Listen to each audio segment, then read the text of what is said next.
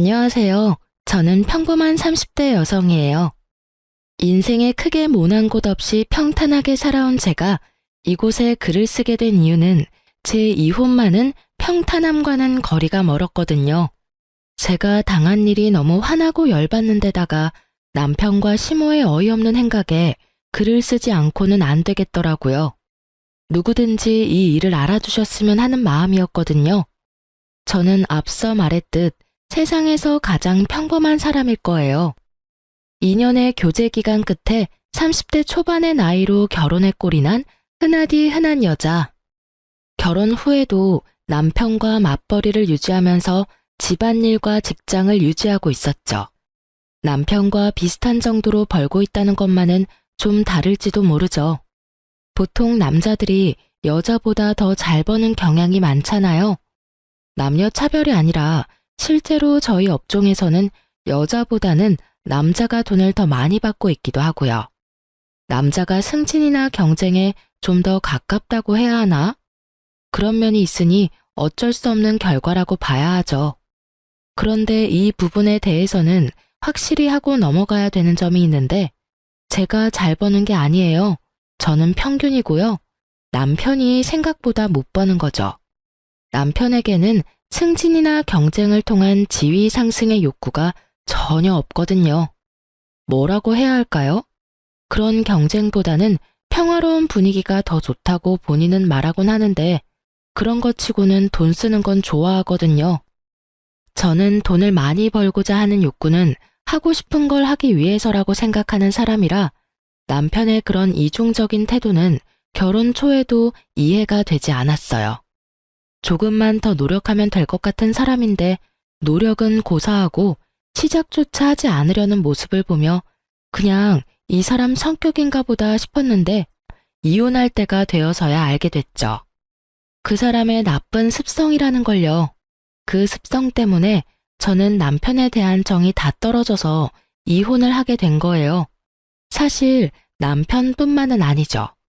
제가 이혼하게 된 이유 중에 또 하나는 시모였으니까요. 시모는 나쁜 의미로 연락에 목숨을 거는 타입이었거든요. 매일 연락해서 안부 인사를 묻는 느낌이 아니라 매일 연락하면 끊임없이 잔소리를 하는 사람이 시모였어요. 통화의 시작부터 끝까지 시모의 말에는 가시뿐이었거든요. 그런 시모와 남편 사이에서 제가 4년의 결혼 생활을 유지할 수 있었던 건 시댁의 유일한 정상인 시부 덕분이었죠. 제게는 잘해주었지만 시모에게는 유독 엄격한 면이 있으셨어요. 시부가 보는 앞에서 시모가 저를 혼내면 시부가 시모를 혼내곤 했기 때문에 시모는 절대로 시부가 있는 곳에서 저를 혼내지 않았어요. 게다가 시모는 잘 모르지만 양가 아버님 두 분은 따로 식사를 할 정도로 생각보다는 가까운 사이였거든요. 그래서 아는 사람의 딸이자 자신의 며느리인 저를 시부가 아껴주신 것도 그때는 무척 감사했죠. 결혼 초부터 시모는 매일 연락을 하기 바랬어요. 그게 시댁이라는 것을 귀에 딱지가 않도록 먼저 결혼한 친구들에게 들었기 때문에 저도 전화를 매일 드렸죠. 그런데 이때부터 저는 약간의 싸한 기분을 느낄 수밖에 없었어요. 시모의 말들에는 벌써부터 가시가 가득했거든요. 아침에 목이 가득 잠겨서 전화를 하면 넌 뭐 하느라 여태껏 자고 있었냐며 화를 내셨고 낮에 목을 가다듬고 높은 목소리로 전화를 하면 그런 목소리 낼 수 있으면서 왜 항상 그런 목소리를 내지 않냐고 화내는 그런 일들이 계속 이어졌거든요. 어느 정도 시간이 지나니 이건 그냥 저를 괴롭히는 것처럼 보였고 그것을 느낀 순간부터 저는 전화를 하는 것에 크게 연연해하지 않기로 했어요. 매번 스트레스를 받는 것보다 그냥 한 귀로 듣고 한 귀로 흘리며 연신 네네 하고 단답형 대답만 하는 게 더 낫다는 생각을 했거든요. 그리고 제가 그렇게 무성의하게 매일 전화해서 단답형 대답만 하자 결국 열이 받았는지 시모가 제게 말하더군요. 너 요즘에 무성의하게 답하는구나. 무슨 말만 하면 네네. 네가 뭐 앵무새니? 그렇지만 제가 무슨 말을 할 수 있겠어요. 어머님 하시는 말씀이 다 맞는 말인데요. 습관적으로 네라고 답할 뻔한 저는 시모가 반론할 수 없는 대답을 꺼냈어요. 어차피 순종적인 며느리를 보고 싶은 거니 그대로 행동해 주겠다는데 뭐가 그리 화가 나는지. 그렇다고 제가 중간에 그건 아니에요 라던가 그건 좀 힘든데요? 라는 말을 하면 득달같이 저에게 말하곤 하거든요. 어른 말이 말 같지도 않아? 라고요. 그러니 네 말고 제가 할 수 있는 말은 없잖아요. 제 말에 심어도 따지기는 좀 그랬는지 저한테 그러더군요. 연락은 똑바로 하는 것 같으니 이제부터는 매주 주말에는 꼭 한 번씩 시댁에 들러라. 네가 집에서 살림을 제대로 살고 있는지 아들 내조는 잘하고 있는지 내가 잘 살펴봐야겠으니 말이다. 그 말에 눈앞이 캄캄해졌죠. 매일 연락하는 것도 귀찮은데 주말마다 시댁 방문이라뇨. 그렇지만 이번에도 제 대답은 네 뿐이었어요. 솔직히 가고 싶지 않았지만 그래도 시어른 하는 말인데 듣지 않는 건 아니라고 생각했거든요. 저는 홀아버지 밑에서 커서 엄마 없이 자란 티가 난다는 말을 제일 싫어했거든요. 특히 시댁에서는 시키면 시키는 대로 일단 하는 게 낫다고 생각했으니까요. 그렇게 주말마다 시댁 방문이 시작됐어요. 그리고 저는 점점 인내의 한계를 경험하고 있었어요. 시모는 매번 갈 때마다 다른 일을 시켰어요. 처음에 시킨 일은 반찬을 만드는 거였죠. 나물 3가지에 메인 고기 요리 하나, 생선 요리 하나, 마른 반찬 2가지. 요리하는 사람은 아시겠지만 하루에 다 만드는데도 시간이 꽤 걸리거든요. 게다가 저는 요리를 잘하는 사람이 아니었어요. 요리를 할 시간도 그다지 없는 맞벌이하는 며느리에게 첫 시험치고는 무척 힘든 일이었죠. 그래도 어찌저찌 해냈는데 돌아오는 답은 역시나 가시돋친 말이었어요.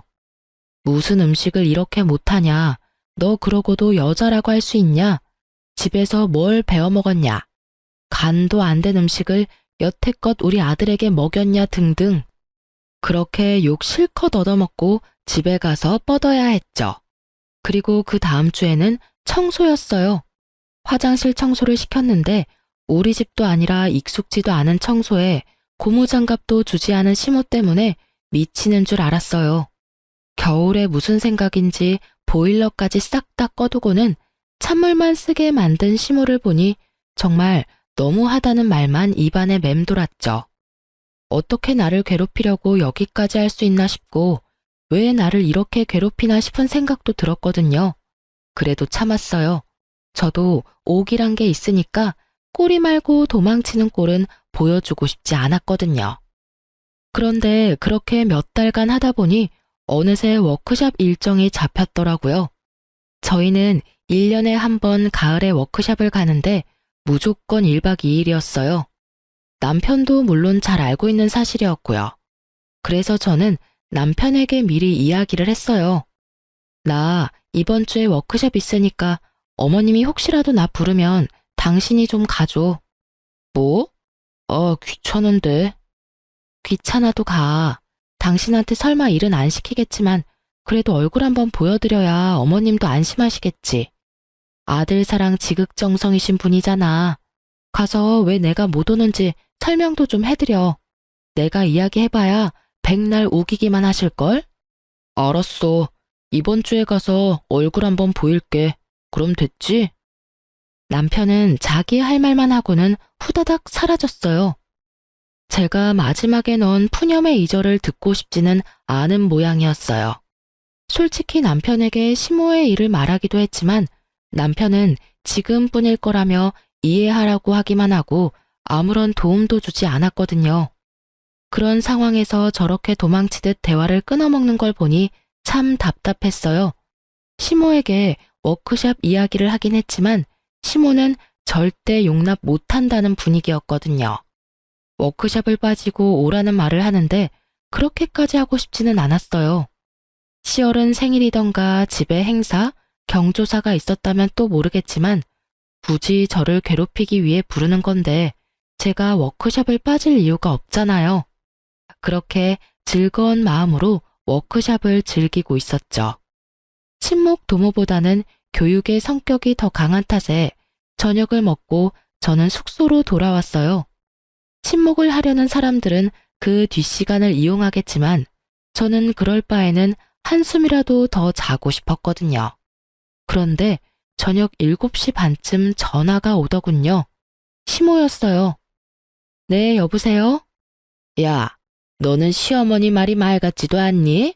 어디서 뭘 하고 자빠졌길래 코빼기도 보이질 않아? 어머님, 저번에 제가 회사에서 일이 있어서 못 간다고 미리 말씀드렸잖아요. 그 사람한테 가보라고 했는데 안 온 거예요? 회사? 너 지금 일한다고 유세 떨어? 일하는 게 대수야? 네가 뭔데 내 말 이따위로 무시하고 지랄이야?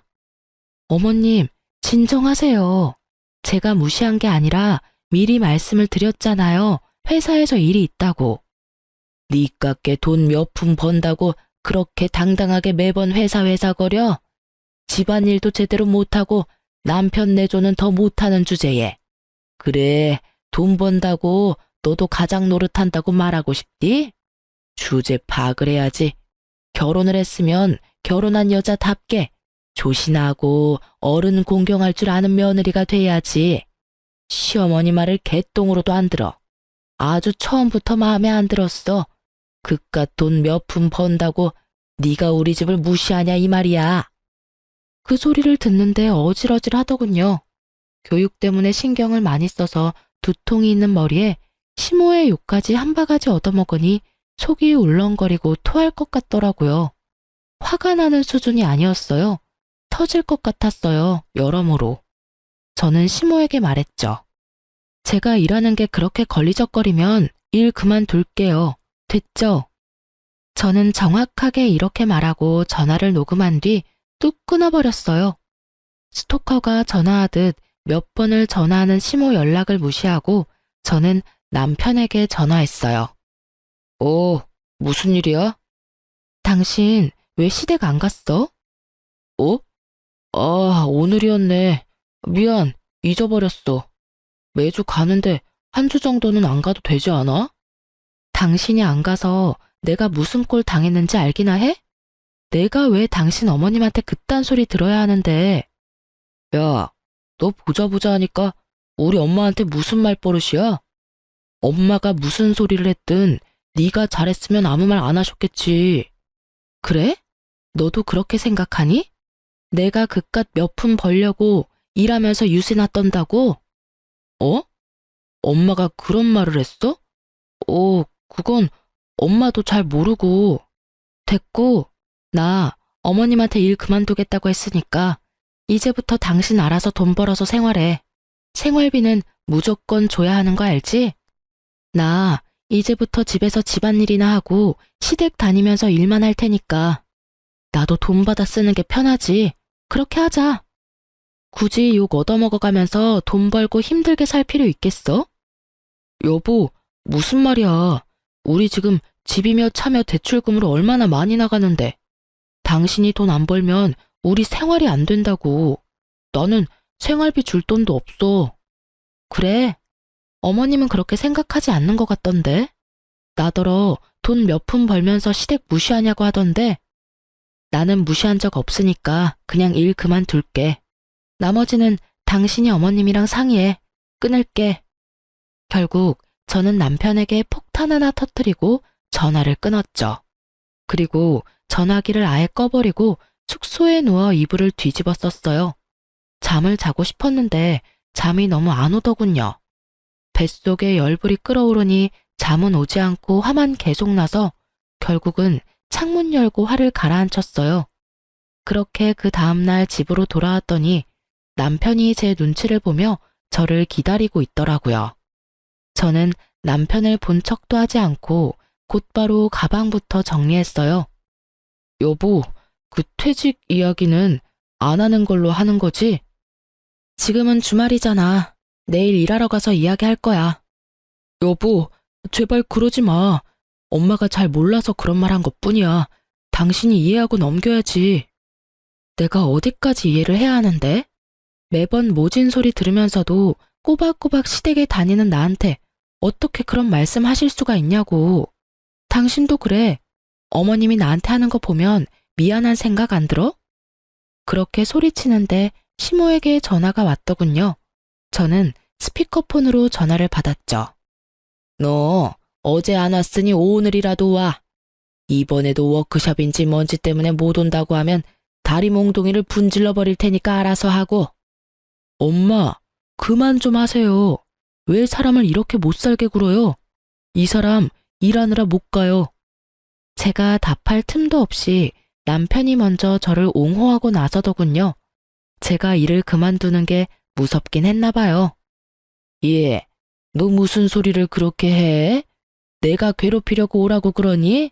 아직 준비도 안 된 애가 시집 왔으니 내가 알아서 단련을 시켜주려고. 단련은 무슨 단련이에요? 제가 잘 살고 있으면 되는 일이죠. 그리고 지금 와이프 일 그만두면 안 돼요. 요즘에 홀벌이로 먹고 살 수 있는 줄 아세요? 일하느라 힘드니 앞으로는 이 사람 매주 불러내지 마세요.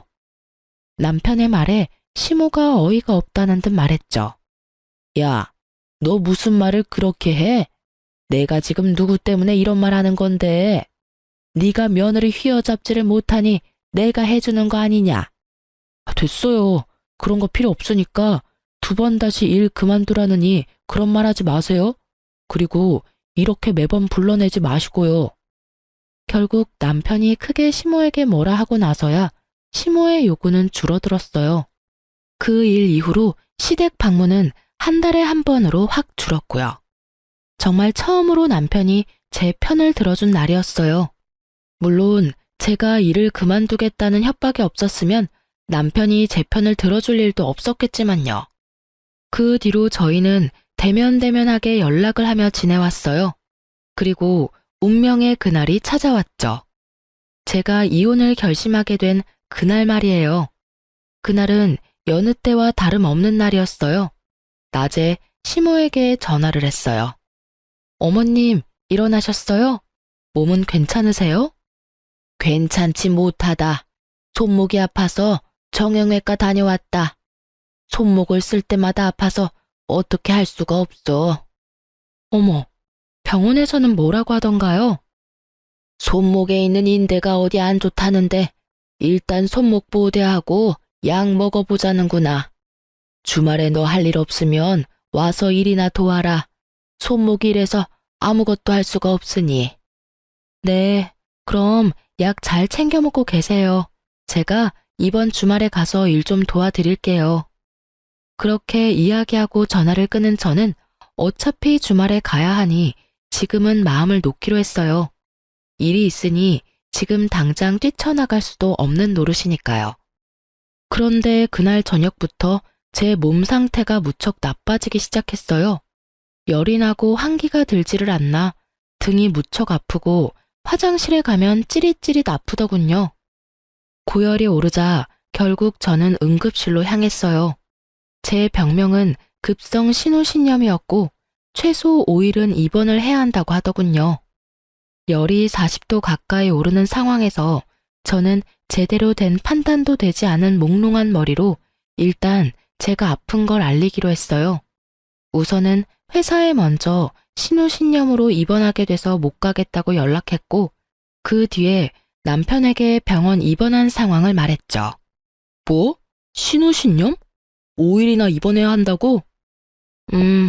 나 지금 열 올랐다 내렸다 제정신이 아니니까 병원에서 나 쓸 물건들 목록 보내줄 테니 좀 가져와줘. 그렇게 남편이 부랴부랴 제 물건을 챙겨 병원으로 왔어요. 저는 남편에게 말했죠. 나 지금 너무 힘들어서 그런데 어머님한테는 당신이 말 좀 잘해줘. 오전에 연락드렸더니 손목 아프시다고 주말에 와서 일 좀 하라고 하셨거든. 내가 지금 전화하면 또 무슨 소리 들을지 모르니까 당신이 직접 가서 나 입원했다고 말하고 일 좀 해드리고 와. 알았지? 알았어. 알았으니까 당신 몸이나 신경 써. 내가 알아서 할게. 필요한 거 있으면 문자하고. 그렇게 남편은 다음날 일하기 위해 집으로 갔고 저는 아픈 몸으로 병원에 계속 누워 있었어요. 솔직히 제가 시모에게 전화를 할 수도 있었지만 여태껏 당한 일이 많으니 굳이 제 쪽에서 먼저 전화를 하고 싶지는 않았어요. 대신 남편에게 한 번 더 문자는 보냈죠. 이번 주말에는 꼭 어머님에게 가라고 말이죠. 남편의 알았다는 답변을 보고서야 마음을 좀 편하게 먹을 수 있었어요. 그렇게 치료를 받고 5일 만에 퇴원하는 날, 아침에 병원에서 제 물건을 미리 준비하고 있었어요. 새벽에 별다른 이상이 없었으면 퇴원할 준비해도 된다는 말을 의사에게 들었기 때문이었죠. 그런데 전화가 울리더군요. 시모였어요.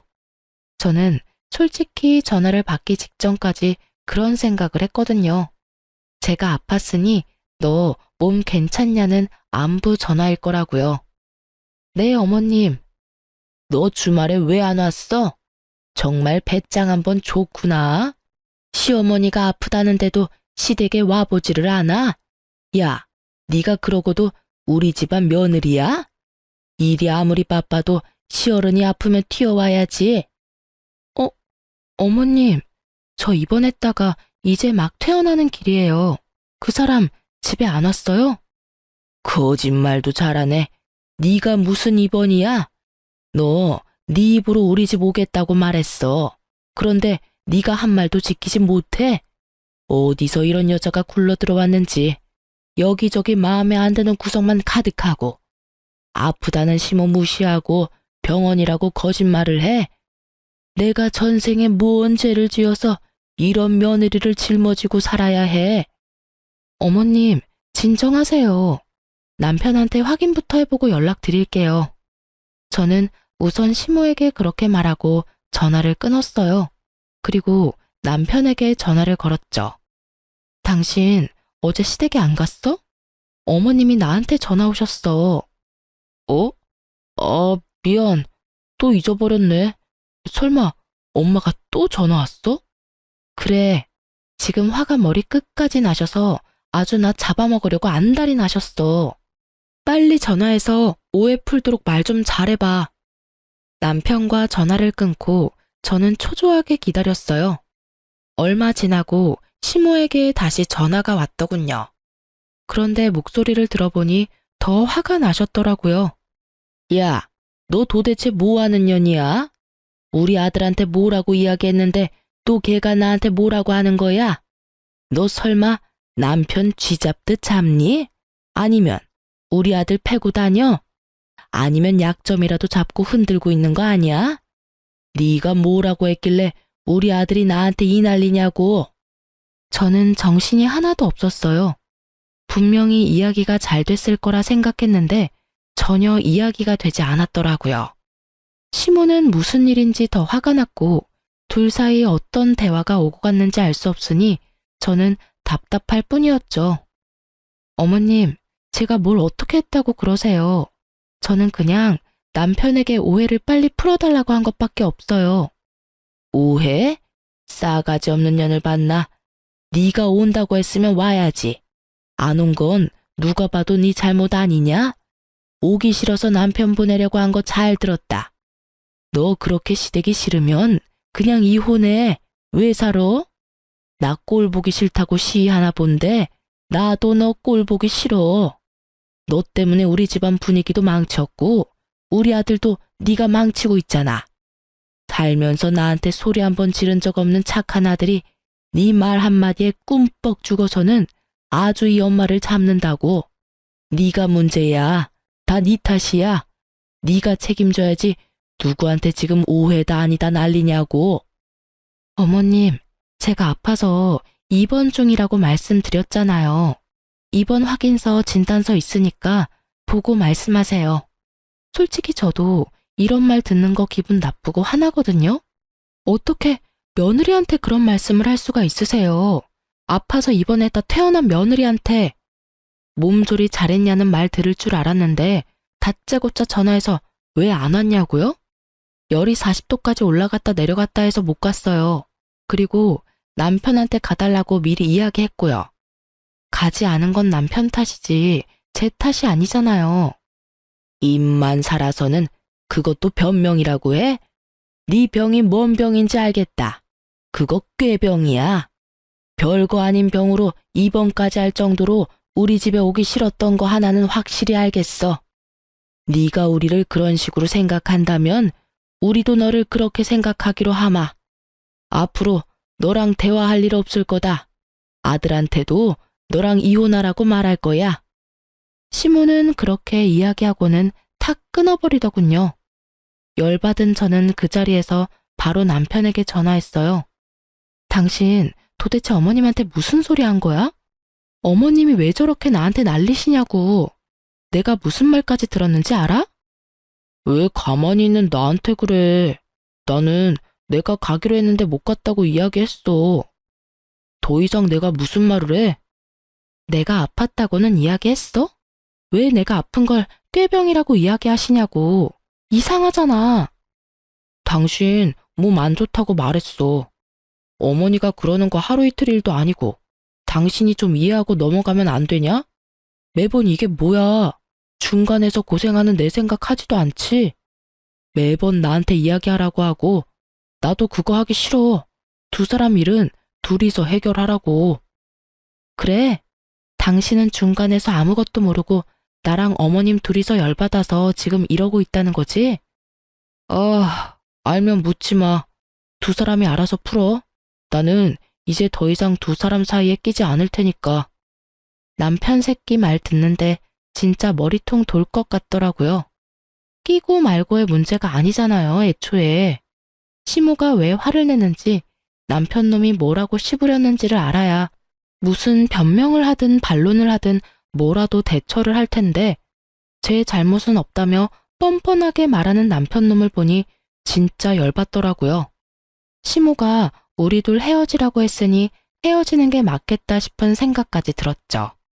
저런 소리 들으려고 악착같이 결혼 생활 유지하면 남는 게 뭐가 있겠나 싶었죠. 집 팔자 지가 꼰다고 저는 그게 딱 질색이었거든요. 그런데 그냥 이혼하는 거 너무 화나잖아요. 누구 좋으라고 그냥 이혼을 해줘요? 이혼해주면 남편 놈은 둘째치고 시모는 얼마나 속이 시원하겠어요. 눈엣 가시 같은 며느리년 치웠다고요. 그리고 시모도 제게 모진 소리 퍼부은 것처럼 누군가에게는 모진 소리 듣도록 해줘야 동등한 거잖아요. 그래서 저는 친정 아버지에게 이렇게 말했어요. 아빠, 요새 몸이 허해 보이는데 괜찮은 삼계탕집 알려드릴게요. 나중에 지인분이랑 같이 들려봐요. 근데 인기가 많아서 예약을 해야 하니까 저한테 미리 말씀해 주시고요.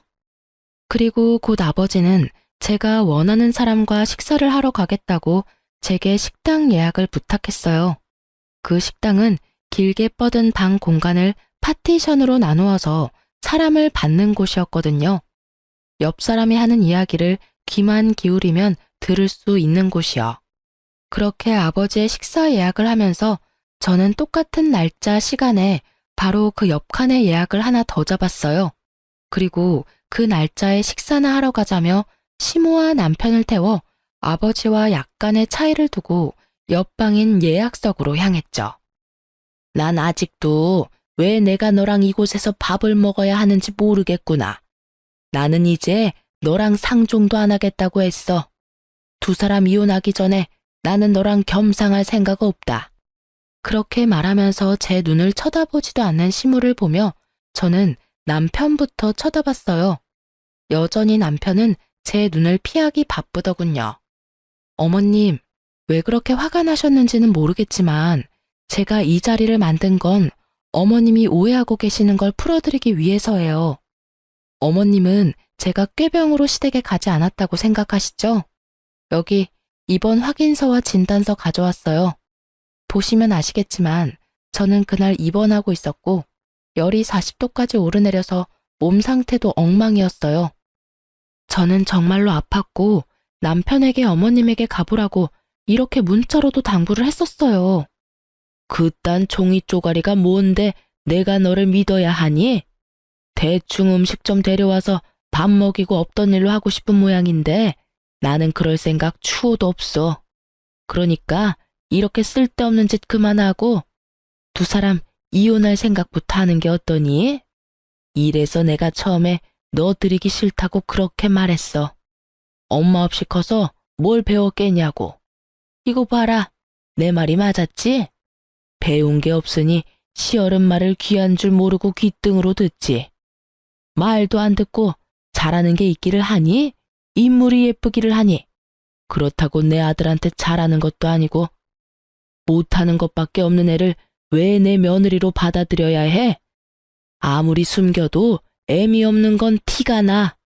그래서 며느리로 받아들일 생각도 없었는데 이게 뭐니? 내 아들 인생에 오점만 만들어서는. 정말로 이때는 복수구머고 그냥 시모 머리끄댕이를 쥐어뜯고 싶더라고요. 지금은 돌아가신 저희 친정어머니까지 모욕하는 시모가 진짜 사람이 맞나 싶었거든요. 제가 화내기 전에 파티션이 확 젖혀졌죠. 거기에서 나타난 건 저희 친정아버지와 시부였어요. 두 분의 얼굴은 심상치 않았죠. 잔뜩 정색한 아버지와 상기된 채 분노로 가득 찬 시부. 맞아요. 제가 일부러 두 분이 들으시도록 이렇게 만들었어요. 시모는 시부가 있는 곳에서는 절대로 제게 못된 말을 하지 않았어요. 아예 말을 걸지를 않았죠. 그래서 시부는 이런 상황을 전혀 모르고 있었어요. 이혼하기 전에 시부가 시모가 어떤 사람인지 아셔야 할 것 같았거든요. 이 여편네가 지금 뭐 하는 거야? 당신 정신이 나갔어? 내가 들은 말이 도대체 다 뭐냐고? 이혼? 당신이 대간절 뭔데 며느리한테 이혼을 하라 말아야. 그리고 넌 네 마누라가 이렇게 당하고 있는데 옆에서 지켜줄 생각은 하지도 않고 그냥 듣고 있어? 둘이서 한 사람한테 도대체 뭐 하는 짓이냐고? 시부의 노한 목소리에 시모가 깜짝 놀라서는 얼굴이 하얗게 질리더군요. 게다가 남편도 마찬가지였고요. 여보, 당신이 어째서 여기에... 그리고 사돈... 내 말에 대답이나 해. 당신은 나이를 대체 어디로 먹은 거야? 어떻게 며느리한테 그런 모욕적인 말을 퍼부어? 당신은 나랑 결혼할 때 완벽해서 결혼했어? 당신이야말로 매번 우리 어머니한테 혼났지. 왜? 당신이 시어머니한테 혼나면서 컸으니 며느리한테도 그리 구박하고 싶었어? 어른이 됐으면 그 마음을 좀 넉넉히 쓰라고 내가 몇 번이나 말했어. 좁쌀 같은 마음가짐으로 사람을 대하지 말라고 내가 몇 번을 말해. 게다가 이혼 이야기는 대체 왜 꺼냈어? 나는 억울해요. 내가 손목이 아파서 집에 오라고 했는데 오지 않은 건 며느리라고요. 며느리 편 들고 싶으면 뭐라도 알고 하던지 왜 나한테만 그래요? 그래? 여기 지금 며느리가 가져온 서류만 봐도 며느리가 얼마나 아팠는지 눈에 훤히 보이는데 당신은 이것도 못 믿겠다고? 그러면 네가 말해봐라. 넌 며느리가 가라고 했는데 네 어미한테 왜 안 왔냐? 시부가 이번에는 남편에게 물었어요. 그게 저도 잊어버렸고 솔직히 별거 아니라고 생각해서. 그래서 너희 엄마한테 며느리 아프다고 이야기는 했어? 입원할 정도로 심각하다고? 그런 말은 안 하고 그냥 아프다고만 했어요. 그치만 제 탓은 아니죠. 솔직히 저도 억울하죠. 엄마한테도 와이프가 하란 대로 했고 엄마가 열받은 것까지 제가 어떻게 다 책임을 져요? 그래서 너는 아무 잘못 없다 이 말이냐? 잊어버린 건 잘못 아니고 다른 사람 아픈 것도 아니고 네 엄마 아프다는데 왜 너는 잊어버리고 며느리가 가야 해? 며느리가 못 가는 상황이면 너라도 가야지 이 불효자식아. 며느리한테 네 엄마 다 맡겨놓으니 좋더냐? 응? 아버지, 그런 거 아니에요. 왜 제가 일부러 그랬다고 그래요? 이번 일도 엄마가 열받아서 지금 이러는 건데.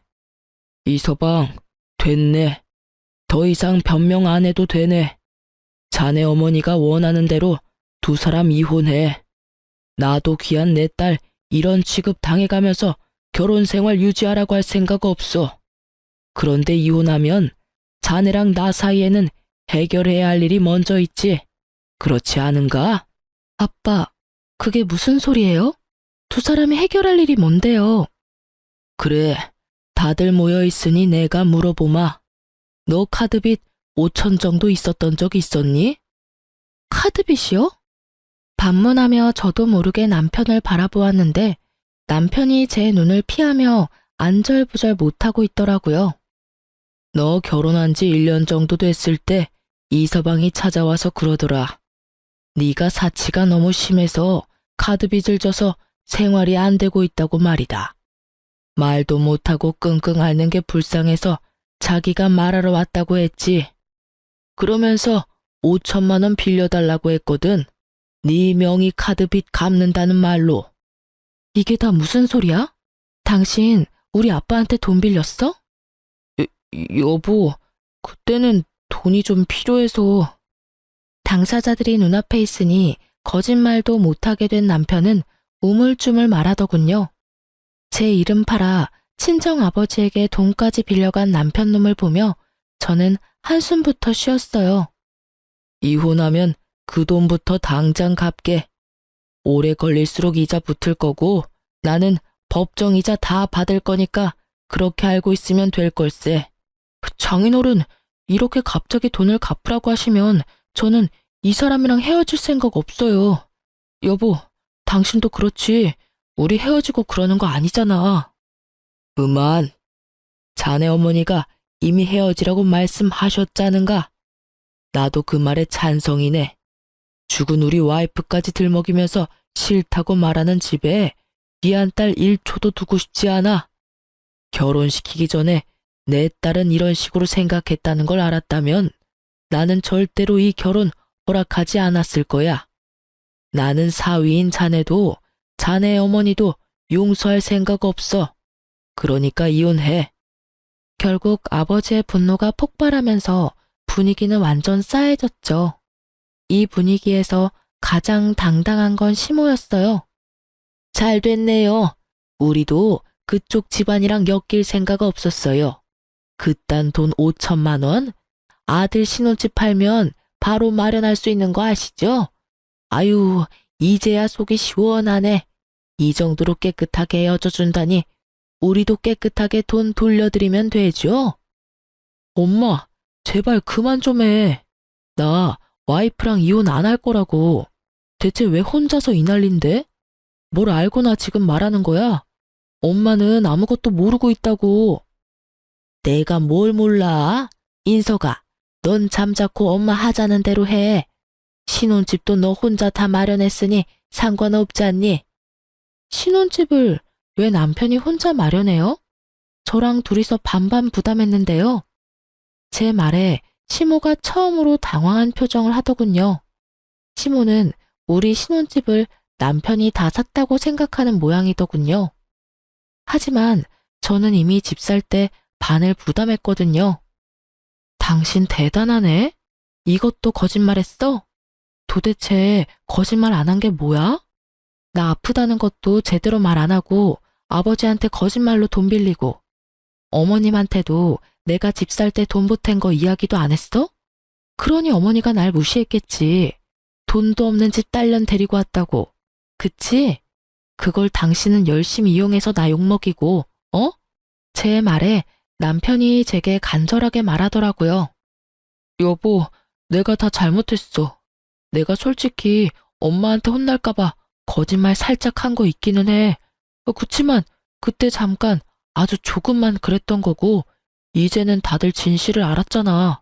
그러니까 여기서는 그냥 이렇게 정리하자. 나는 당신이랑 헤어지고 싶은 생각 추호도 없어. 엄마가 뭐라고 하든 나는 당신이랑 이혼 안 할 거야. 그러니까 제발 이혼하자고 하지만 말아줘. 어? 뭐래? 당신이 거짓말쟁이인 줄 알았으면 절대 결혼 안 했을 거야. 게다가 매번 나를 이용한 거짓말이지. 당신은 와이프를 뭐라고 생각하는데? 가만 보니 당신 여태껏 승진에도 아무 욕심 없어 보인 게 내가 돈 벌면 당신이 굳이 돈 안 벌어도 되겠다 싶어서 편한 마음으로 있었던 거지? 여차하면 우리 아버지, 당신 부모님한테 나를 이용해서 또 거짓말해서 돈 받아냈을 테니까. 그치? 우와, 꼴랑 4년 살았는데 내가 당신 완전 밑바닥까지 보게 될 줄 몰랐네. 당신은 이혼 안 하고 싶겠지. 내가 벌어다주는 돈이 얼만데, 그치? 근데 나는 이혼할 거야. 당신 행동도 짜증나고 죽은 어머니 입에 올리는 시어머니라는 사람도 불쾌하고 열받아. 그러니까 깔끔하게 우리 헤어지자. 당신 매달리면 그것보다 더 추한 건 없어. 당신 어머니 말처럼 이혼해. 저의 선언과도 같은 말에 남편은 안 된다며 울고불고 소리치고 시부는 시모에게 소리 지르기 바빴죠. 친정 아버지는 그런 아수라장에서 저를 데리고 밖으로 나왔어요. 그리고 그 뒤는 아버지의 바람대로 일사천리로 이혼이 진행됐죠.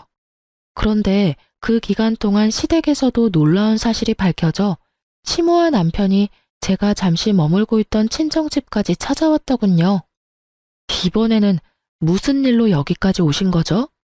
그게 며느라가 너무 미안하다. 우리가 좀 심했어. 나도 아들하고 이야기해봤는데 네가 정말로 이렇게 힘든 상황인지 모르고 그랬어. 이제는 네가 얼마나 힘들고 고생했는지 잘 알아. 그러니까 이번에 있었던 일은 다 용서하고 없었던 일로 하는 게 어떻겠니? 이혼이라니. 여자 팔자에 이혼 경력은 좋지 않잖니. 너희가 싫어서 이혼하는 거면 몰라도 내가 잠깐 정신이 나가서 이혼하라고 해서 하는 거면 굳이 그럴 필요 없다고 말하는 거야. 죄송하지만 무슨 말씀인지 모르겠네요. 제가 필요 없고 싫다고 하신 분은 어머님이세요. 그리고 남편한테도 정은 다 떨어진 상태고요. 저한테 거짓말한 건 물론 시어른들한테도 저희 아버지에게도 거짓말한 남자예요. 제가 왜 그 사람을 아직 사랑할 거라고 여기세요? 저는 남편한테 눈꽃만큼의 마음도 남아있지를 않아요. 여보, 그 부분은 내가 정말 미안해. 다 내 잘못이고 변명할 생각도 전혀 없어. 하지만 이대로 헤어지면 나 진짜로 파산할지도 몰라서 그래서 부탁하러 온 거야. 그게 무슨 소리야? 우리 신혼집 팔아서 너한테 돈 주려고 했는데 사실 내가 그 집 앞으로 담보대출을 받았어. 그래서 팔고 나서 대출 자동 상환되면 남는 게 거의 없어. 그러니까 우리 이혼하지 말고 같이 지내면서 너 대체 그 많은 돈으로 뭘 한 거야? 도대체 어디다가 그 돈을 다 썼냐고. 나한테 생활비도 받았었으면서. 코인이랑 주식 좀 했어. 나도 이렇게까지 망할 줄은 생각도 못했지. 그치만 정말로 맹세해. 그 빌린 돈으로 주식 코인에서 돈 벌면 당신한테 당연히 다 돌려주려고 했어. 그런 짓을 한 것도 다 당신 생각해서 한 일이고. 지금 시기가 별로라서 그렇지 조금만 더 기다리면 금방 치고 올라올 거라고 했거든. 그러니까 이혼 다시 생각 좀 해줘. 당신 지금 나한테 무슨 말 하는지 알고는 있어? 돈 없으니 이혼하지 말고 여전히 결혼한 채로 당신을 위해서 돈을 내라 이렇게 말하고 있다고. 내가 당신 돈 벌어다 주는 기계니? 당신이 저지른 일을 왜 내가 수습해? 여보, 제발. 나 당신 없으면 진짜 완전 파산이야. 그 정도로 파산 안 돼. 당신 직장도 있고 집 팔면 집 대출금은 사라지는 거니까 월급은 더 남을 거 아냐? 나한테 애원할 필요가 없지. 그게... 남편은 이번에는 시모 눈치를 보더군요. 그 얼굴을 보니 남편이 또 뭔가 일을 저질렀다는 예감이 들더군요. 시모도 그것을 눈치챘는지 아들 등짝을 두드리며 말했어요. 너 설마 또 사고 친 거 있어? 도대체 이게 몇 번째야? 네가 지금 빌린 돈만 해도 얼마인지 알기나 해? 네가 이 정도로 빚더미 위에 앉은 걸 알았으면 죽어도 너랑 며느리 이혼 못하게 막았을 거야. 도대체 이게 뭐야? 사실은 내 월급도 지금 카드론 쓴 거 갚는 중이라. 야, 너 진짜 엄마 속 뒤집어지게 만들래? 나는 지금 너 때문에 너희 아빠한테 이혼당하게 생겼어. 며느리 다시 데리고 오는 거 아니면 네 아버지가 나를 내쫓겠단다. 시모가 저를 찾아온 이유가 명확하더군요. 시부가 시모에게 으름장을 놨더라고요. 예, 사람 하나, 아니, 둘 살리는 셈 치고 다시 돌아와 주렴. 제발 부탁이다. 두 번 다시 이번과 같은 일은 없을 거라고 맹세하마. 어? 죄송해요.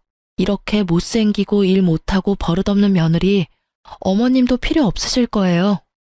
그리고 저도 저렇게 사고 뭉친 남편 필요 없고요. 그러니까 그냥 돌아가세요. 저는 해줄 수 있는 게 없어요. 저의 단호한 말에 시모와 남편은 결국 본전도 못 찾고 돌아갔죠.